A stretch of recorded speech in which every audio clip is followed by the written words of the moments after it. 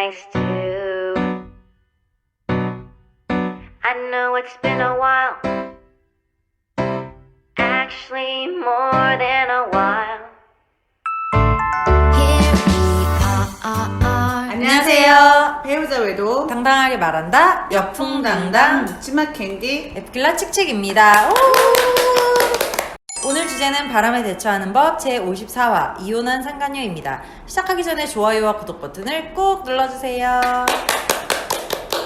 네, 여러분, 이혼한 상간녀 또는 내 남편의 여자는 이혼녀예요 라는 글들이 카페에 자주 올라옵니다. 그런 경우 댓글은 대부분 이혼녀는 독해서 떼어내기 힘들고 정말 독하디 독해요 라는 댓글들이 많이 달리는 걸 확인하게 되는데요. 과연 이혼한 상간녀의 경우 어떤 특징이 있는지 살펴보도록 하겠습니다.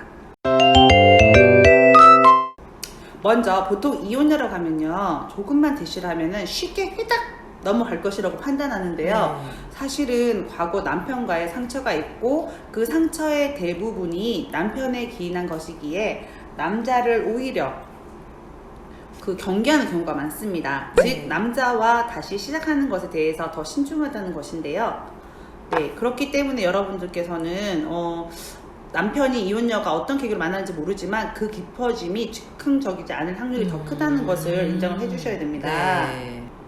네, 그리고 남편이 총각이라고 속였거나 유부남일 경우는 그 사귀기 위해서 매우 큰 공을 들였을 것이 예상되는 거거든요. 네. 처음에 유부남 만나는 여자들이 두 가지 마음이 있거든요. 하나는 자존심이고 하나는 욕망인데요. 내가 비록 이혼한 여자지만 남의 남자 건들면 안 되고 그렇게 살아서는 안 된다는 자존심. 그리고 또 반면에 이 남자가 너무 좋고 내 남자 하고 싶다, 갖고 싶다 막 그런 욕망이잖아요.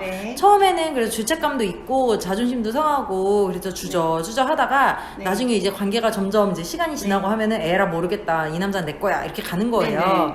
그만큼 갈등하고 주저하다가 깊이 빠진 거니까 더 찐득한 관계라는 거죠. 그리고 이혼녀니까 남자 보는 눈이 얼마나 발달했겠어요. 그렇죠. 그래서 이혼녀들은 재고 재가지고 지금 남자를 고른 거고요. 그게 우리 남편인 거고요.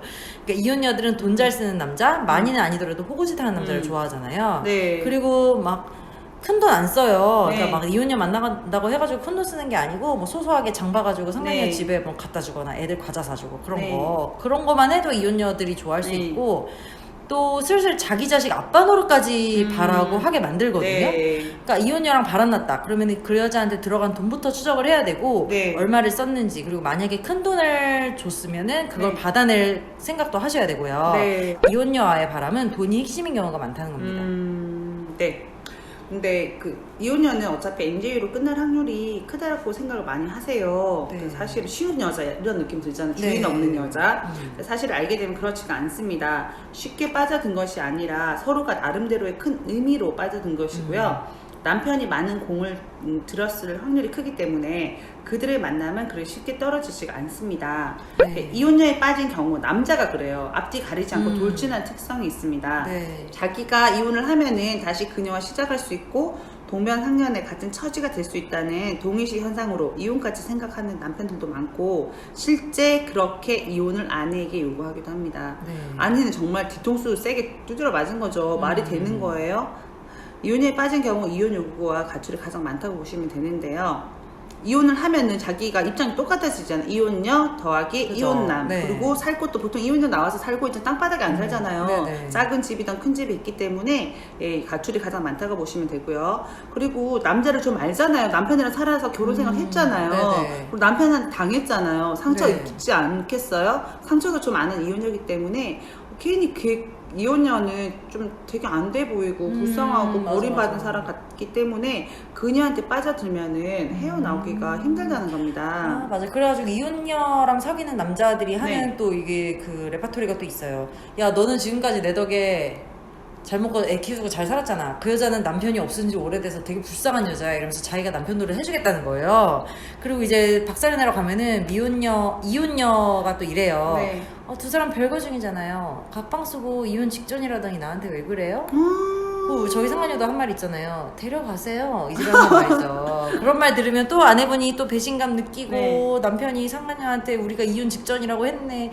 뭐 더럽고 치사해가지고 포기한다 이런 경우가 많은데 그러시면 안 되고 떼내기 힘든 건 사실이지만 아내분이 얼마나 버티느냐에 달려 있는 거고요. 상간녀에게 또 동정심이나 같은 여자로서의 기대를 1도 갖지 마시고 상간녀 응징하고 자리를 지키셔야 합니다. 왜냐면 아내분들 중에 그런 사람이 있거든요. 야 너도 이혼했잖아. 너도 남편이 바람 펴서 이혼했다며 어떻게 그럴 수가 있어? 막 이럴 수 있는데 그런 말 할 필요도 없어요. 네.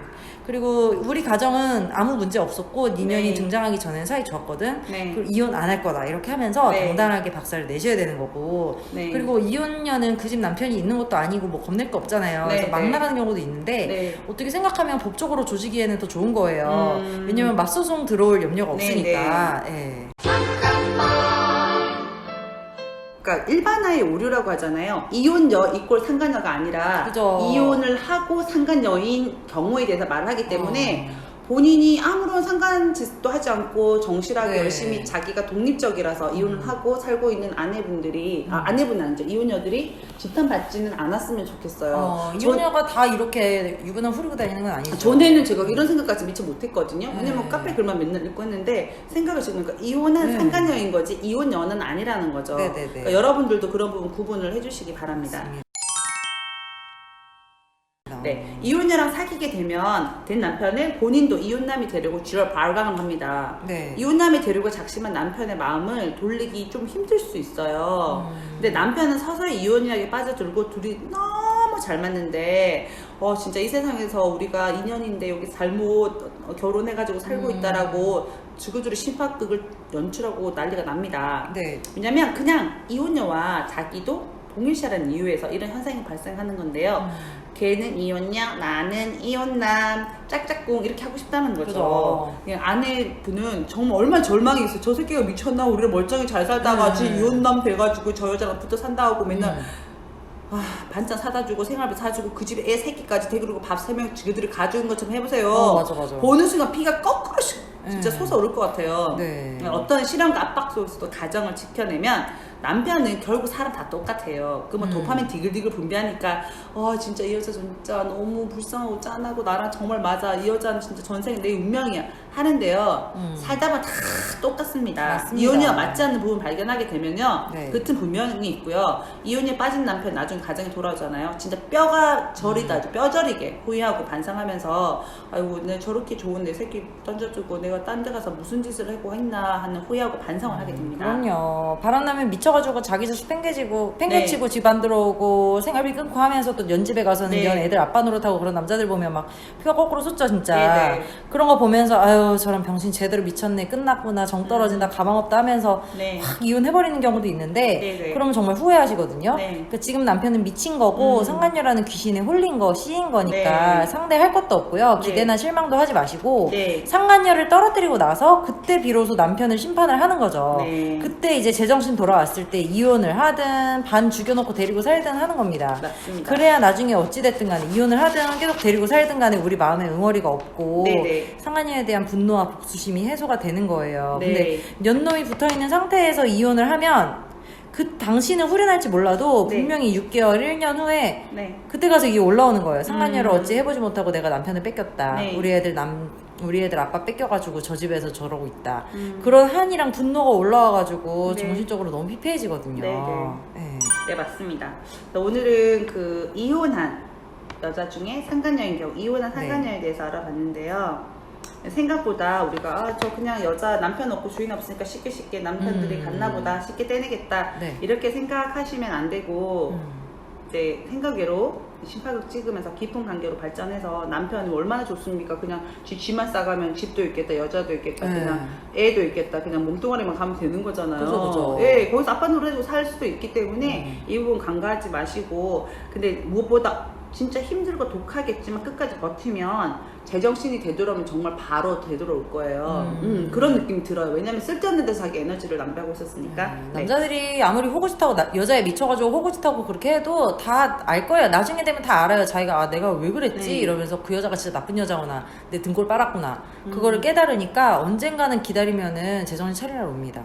네, 알겠습니다. 그러면은 오늘은 여기까지 진행을 하도록 하고요. 역풍당당을 사랑해주는 여러분 관심과 성원, 그리고 정말 너무 수준 높은 댓글에 감사드리고 저희가 아내분들 내 방에서 상담을 하시잖아요. 정말 뷰티풀 세뇨리타 어떻게 이렇게 이쁘시고 지적이고 네. 고상한 분들이 많으신지 맞아요. 깜놀깜놀합니다. 다들 능력 있으시고 그런 분들 많으시더라고요. 네, 그래서 저는 상담하고 제가 오히려 에너지를 받는 경우도 있거든요. 네네. 네, 그래서 여러분들 많이 저희 쪽 상담 신청해 주시고요. 네. 네, 그래서 저희 여풍당당 바람치유센터 네이버에서 검색하고 더욱더 맞습니다. 활기찬 공간으로 만들어 가기를 바랍니다.